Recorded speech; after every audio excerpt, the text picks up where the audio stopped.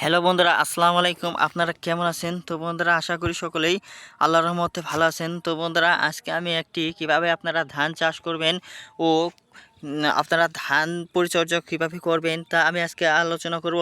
তো বন্ধুরা, এই ভিডিওটি আপনারা সম্পূর্ণ দেখতে থাকেন। আশা করা যায় আপনারা এই ভিডিওটি থেকে অনেক কিছু শিখতে পারবেন, জানতে পারবেন। তো বন্ধুরা, আমাদের দেশে অনেক মানুষ রয়েছে যারা নাকি সঠিকভাবে ধানের পরিচর্যা ও ধান রোপণ করার নিয়ম কৌশল না জানার কারণে ফলে তারা ধানের ফলন দেখতে পায় না। ফলে তারা প্রতি বছরেই কিন্তু লসের মধ্যে পড়ে যায়। তো বন্ধুরা, আজকে আমি যে সমস্ত ভাইরা ধান চাষে তেমন উন্নতি করতে পারেন না বা যে টাকা দিয়ে আপনারা ধান চাষ করেন সেই টাকাও আপনাদের উঠে আসে না, তো ভাইরা সে সমস্ত ভাইদেরকে অনুরোধ করে বলবো, আপনারা আমি যে নিয়মটি বলে দেবো, যেভাবে এই ধান চাষ করতে হয় সেভাবে আমি বলে দেব। বাংলাদেশের কৃষকদেরকে আমি যেভাবে ধান চাষ করতে দেখেছি সেভাবেই কিন্তু বলে দেব।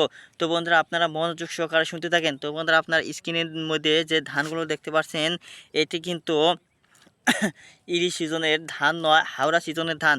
তো বন্ধুরা, আপনারা কী করবেন, আপনাদের জমিতে শুরুর দিকে কয়েকটি চাষ দিয়ে নেবেন, অর্থাৎ 4-5টি চাষ দিলে মাটিগুলো নরম হয়, অর্থাৎ সে জমিতে মাটি থাকে। তো বন্ধুরা, ধান চাষ করতে হলে আপনাদের জমিতে অনেকগুলো চাষ দিতে হবে যাতে করে মাটিগুলো নরম হয়।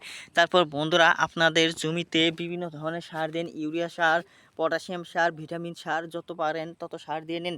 তারপর বন্ধুরা, আবার অতিরিক্ত সার দেবেন না, অতিরিক্ত সার দিলে কিন্তু আপনাদের জমিতে ক্ষতি হবে। তো বন্ধুরা, তারপর আপনারা কি করবেন, আপনারা পানি যদি কম থাকে তাহলে সেই পানিতে আপনারা আম, ই- সেই পানিতে আপনারা পাটজাগ ধান বুনবেন না, ইরি ধান বুনবেন। তাহলে বন্ধুরা, আপনারা ভালো ফলন দেখতে পাবেন। এবং পানি ভালো বেলে মাটি থাকলে অবশ্যই বন্ধুরা আপনারা কি করবেন, বড় ধান বুনবেন, আমন ধান বুনবেন। ইনশাল্লাহ ধানের ফলন ভালো হবে। ধন্যবাদ আপনাদেরকে।